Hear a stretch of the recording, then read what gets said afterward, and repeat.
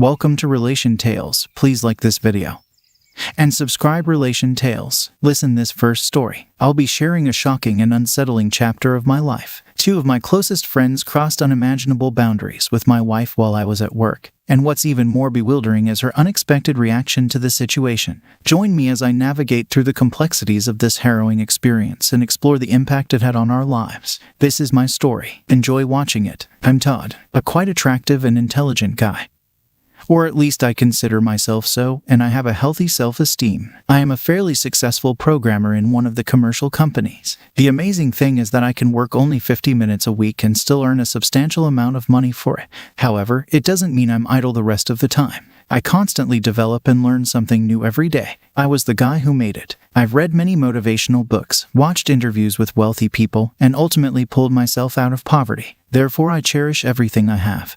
And every day I am grateful for what I possess. But perhaps my greatest achievement in life is my wife, Judith, who is 4 years younger than me. She's 25 and I'm 29. She's a model, participating in various advertising campaigns with a significant following on social media, and she generally enjoys her life. Judith has a slender, sun-kissed body, well-toned thighs, and a very nice bust, but she wasn't always like that. Her life changed dramatically after meeting me. When we first met, she was an ordinary cashier in a store with no ambitions or goals. Still, I noticed that spark in her and helped ignite it. Even then, I held a good position, and though I didn't earn as much money as I do now, I could afford a lot. For me, Judith quit her job as a cashier, and I found her an excellent producer who helped her succeed on social media. Now our combined incomes allow us to live a luxurious life. This might sound like some success story and other nonsense, and honestly, I thought so too, until life smacked me in the face with reality. I have friends from school, Philip and Alan, who were with me up to a certain point.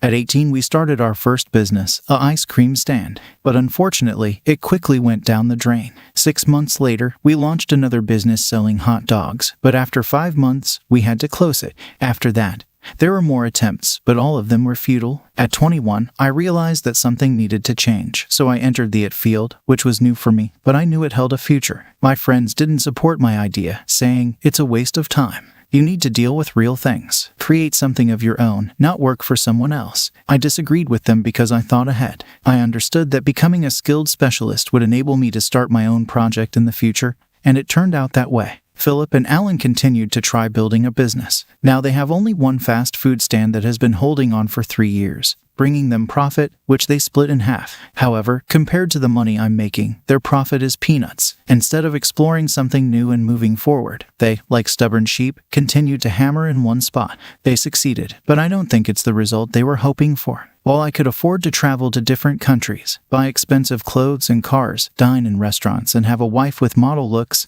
these two continued to live in the city, facing stress from their daily affairs. I'm not angry with them for not wanting to join me. It was their choice, and I understand them. Now we maintain a connection, but it's not like it used to be. They can come to my place on weekends, sit on my leather couch, and we can play video games and discuss mundane things together. Despite our differences, we maintained a good relationship and often met, mostly at my place. They liked my affluent home, but I didn't immediately realize that my wife was also appealing to them. For me, meetings with Philip and Alan were like a distraction. They were simple guys without education, and I liked that I could sit with them, have a beer, and talk about all sorts of nonsense. I didn't try to boast in front of them. On the contrary, I tried to lower myself to their level and be down to earth. Judith was never against me spending a couple of evenings a week with friends. She had her own girlfriends and she often hung out with them. Judith and I were very hospitable, so our home was never empty. One evening when I was returning home, I was stopped by a neighbor named Jimmy. He was a director. He stopped me and asked, "Todd, how are you? I don't want to seem intrusive, and most importantly, don't think I'm spying on you, but I noticed something strange. When you're not home, a Ford often parks near your house." I even took a picture of it.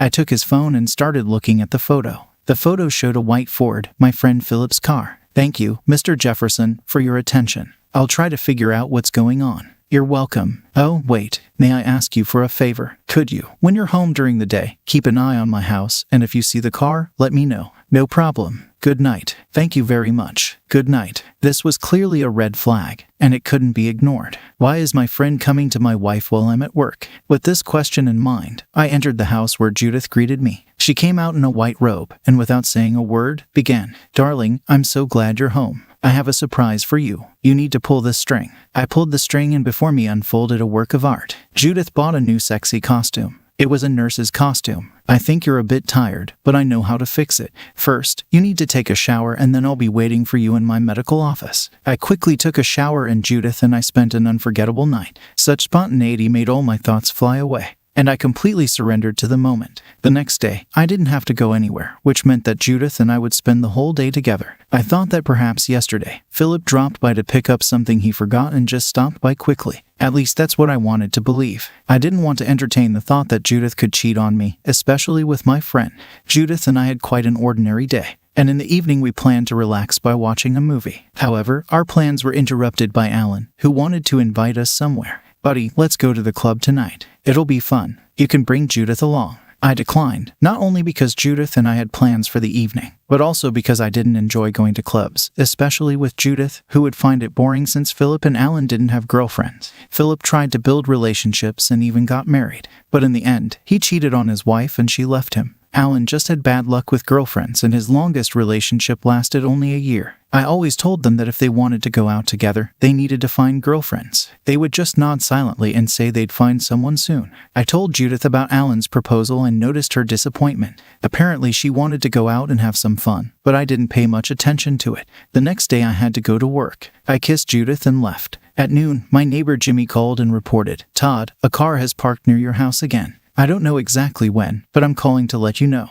"Thanks, Jimmy. How long will you be home?" "All day." "All right. If it's not too much trouble, could you call me when you see that the car has left?" "Sure, I'll keep you posted." We said goodbye, and my mind was once again flooded with doubts. 5 hours had passed since Jimmy's call, and during this time I was in a state of uncertainty. Suddenly the phone rang. "Todd, the car is leaving." 2 men got in. I thanked Jimmy and hung up. Now there were no doubts. My 2 friends were coming to my wife when I wasn't home. But if I initially thought it was only Philip, now I realized that Alan was involved too. At first I tried to reassure myself with the thought that maybe they were preparing a surprise for my birthday. However, my birthday was still 4 months away. Wasn't it too early? To avoid unnecessary panic, I decided to call an acquaintance and ask for a couple of video cameras and a listening device. After work, I picked up the equipment. He asked why I needed it, and I made up an excuse, saying it wasn't for me. As I drove home, my hands were trembling. I even felt ashamed that I would be spying on my wife because I was so certain that she couldn't betray me. Entering the house, Judith greeted me joyfully. We had a delicious meal and went to bed where we engaged in sex again. During this time, I didn't notice anything unusual about her. Usually when a woman cheats on a man, she changes in behavior and character. But my wife was as usual, even better. The next morning, Judith was getting ready for a promotional video shoot,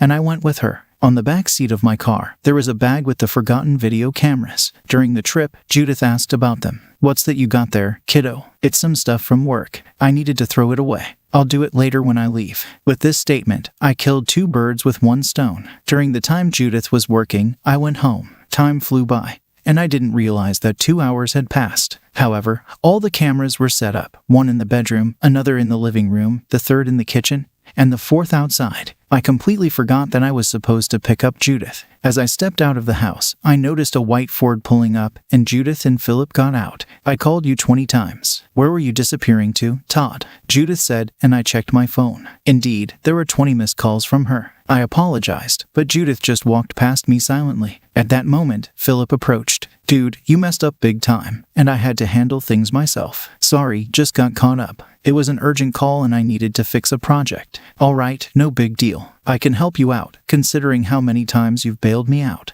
We said our goodbyes and I went back into the house. The whole evening passed in a silent atmosphere. Judith was upset with me for not picking her up, so I tried to apologize. "You promised to pick me up. Why didn't you come?" "There was an urgent order. Forgive me." "I won't forgive it next time." We hugged each other and went to bed. I felt ashamed that I could suspect her of something. I didn't fully believe it, thinking that Jimmy, the old man, let his imagination run wild. However, since he provided me with photos, I had to personally confirm everything. At night, while Judith slept, I decided to unlock her phone and check her messages. I found nothing suspicious in them. The phone was clean. I went to sleep with a clear conscience. 2 weeks passed since I installed cameras in my house. While I was at work, I kept an eye on what Judith was doing at home and everything seemed fine. Nothing suspicious, not a hint of anything. After that night, I decided to check Judith's phone a couple more times and it turned out to be clean. No signs of infidelity or communication with my friends. Everything was normal. We hung out with Philip and Alan, spending quality time together. Judith worked and we went out to the city, visited various interesting places, and overall lived a peaceful life.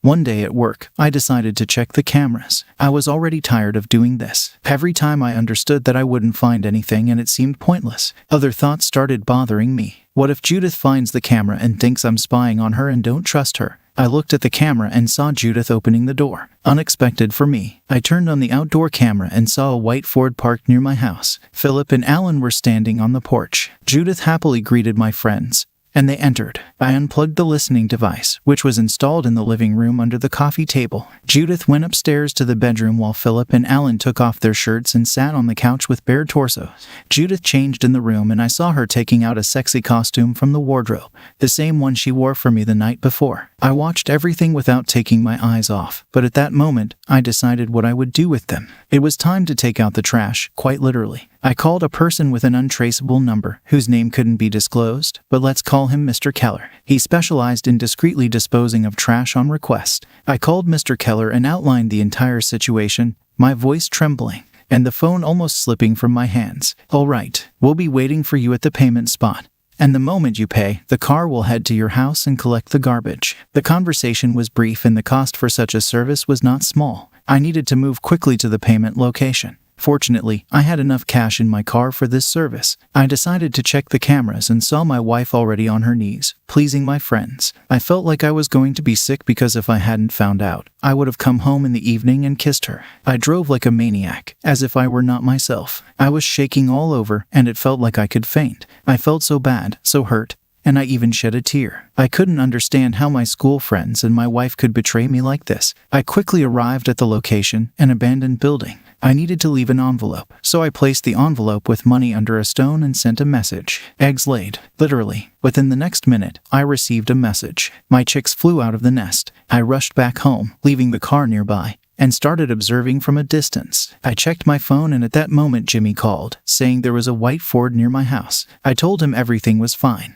I turned on the cameras again and saw two men enjoying my wife on my leather couch. It felt like I was watching an adult movie. It hurt again, but I sensed that justice would prevail soon. 10 minutes after I arrived home, a white van pulled up. 3 sturdy men, dressed in all black and wearing balaclavas, immediately stormed into my house. One thug knocked out Philip with a single blow. The second subdued Alan and the third silenced Judith. They were knocked to the floor, tied up, had bags put over their heads, and quickly carried away in the van, which sped off. I witnessed it all through the cameras and marveled at their professionalism. They completed the job in about 40 seconds. All that was left for me was to wait a couple of days for the results. I decided to check with my neighbor to see if he saw anything, and luckily, he saw nothing. I returned to work, and on my way back home in the evening I called the police, reporting that my wife was missing. Before that, I had broken and discarded the phones of Judith and my friends, making them untraceable. The next day, a tow truck removed the white Ford from my house. I informed the police that as usual, I returned home but found my wife missing without any clues. All neighbors in the area provided their statements, confirming that the white Ford frequently approached my house when I wasn't home.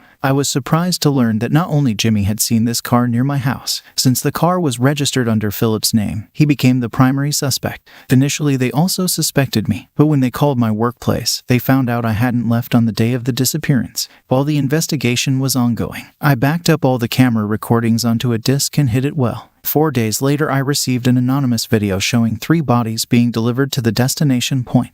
The video depicted them being taken out of a van with their eyes, hands, and feet tied in an empty field. All 3 were crying and pleading for mercy, and I found it amusing to watch. Since my main condition was that no one should die, they were left in the desert with their hands untied and instructed not to move for an hour. After that, the vehicle left, and what happened to them next was entirely up to them. They were transported in a van from Nevada to Texas, and at that point, I no longer cared whether anyone would return alive or not. A month later, the case reached a deadlock, and the detective suggested that my wife probably ran away with Philip, having some kind of affair. I accepted his version. No one was looking for Alan because he had no parents or even a girlfriend, and their joint business had collapsed as no one managed it for a month. I didn't attempt a divorce, as it would raise suspicions. Instead, I hired a lawyer, and we started the process. If Judith didn't return home within a couple of months, we could file for divorce due to her disappearance. A month later, I was called in for questioning at the police station for identification. They showed me 2 men and 1 woman, all from a photograph. I didn't immediately recognize my wife and 2 friends in them. They looked like they aged 20 years more than they actually were, and I found it amusing. They were all in worn-out, torn clothes, emaciated, and overall looked terrible. I identified all 3 and asked the investigator how they were found and where they were. He said that in Texas, a couple of naked savages robbed a gas station, stole someone else's car, and drove off in an unknown direction. Exactly 24 hours later, the car was found by the roadside. The thing is, they stole a car that wasn't fueled and they couldn't drive for long. Eventually, they were arrested and are currently serving their sentences in prison. I sighed and thought to myself, at least they're alive. I didn't expect this outcome. I thought they'd have enough sense to make it home intact and unharmed. Instead, out of desperation, they chose to commit a crime. I was horrified to realize that these people had accompanied me for a significant part of my life, and I didn't feel sorry for them. Seriously, who could pity them? I managed to get a divorce. I can't say it was easy, but I succeeded and I officially became a free man.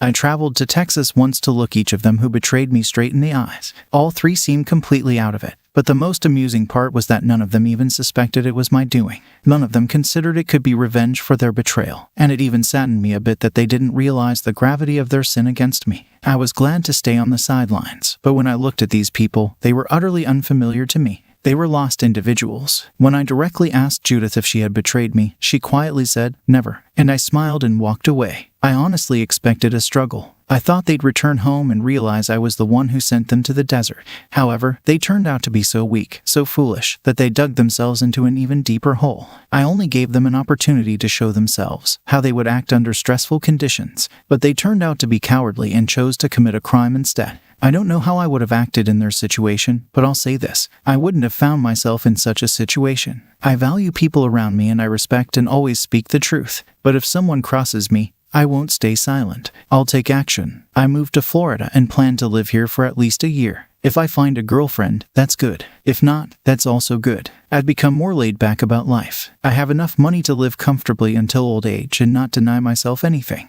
I'm intelligent and cautious. I continue to evolve, and I want everyone who hears my story to evolve, regardless of circumstances, to make the right choices for themselves. If life throws garbage at you, grab a rake and clean up. Garbage belongs in the trash, not in your life. Thank you for listening to my story. That's the end of the story. The story turned out to be quite interesting, as it seems to us, and we will be very interested to know your opinion. How long do you think the main character's wife cheated on him with her friends? Why did the wife decide to cheat on her husband with his friends? Did the main character punish his abusers correctly, or should he have been softer? We believe that the wife cheated on the main character for a long time because she learned to hide her emotions and did not show it, like his friends. His wife was cheating on him in cold blood, and it was regular. We think we can take a period around a year that the wife cheated on her husband for the first time a year ago. The reason for the betrayal is quite simple. The girl who got out of poverty received all the material benefits very quickly. And what could she do? The husband works, and cheating with his friends is at least an interesting experience. Here the question arises about who started it first. We believe that the girl took the initiative, although friends could also insist on this, because apparently they were jealous of the main character and thus wanted to compensate for their failures. The main character chose a harsh punishment. It is very cruel, but in his opinion he acted fairly, and, as stated in the video, threw out the garbage, which means he regrets it and is only glad of it. But we still think that everything could have been done much softer and at a legal level. Second story. My dad cheated on my mom after 30 plus years of marriage. TW depression. I desperately need help. ASAP. For context, in 22 Fahrenheit, my mother got married to love of her life quite young and had to face a lot of issues on the in-laws side and also to get approval of my dad from her parents back then. She fought with everyone and told him just to never break her trust. It was a love marriage, and growing up, me and my elder sibling 28 Fahrenheit looked upon their marriage as perfect. They were so in love and always showed affection. There were minute fights, but they always solved it. We looked forward to have someone meet the standards of our dad to be our future partner. My mother is a stay-at-home mom and made sure we were given right values and utmost love. She faced a lot of discrimination from in-laws for the same. My mother was diagnosed with chronic depression. She has migraine and cervical pain both. Her health has been deteriorating over the past 15 years and just recently got better. She also has anger issues and sometimes doesn't know how to not control everything. She recently lost both her parents and is financially dependent on my father. My father has a job that requires constant travel, and he has been the most loving man to all of us and provided with everything he could and more. He's never raised his hand on anyone. For the longest, he was the sole breadwinner. He has taken utmost care of my mother even when she would sometimes not be rational and say no one loves her.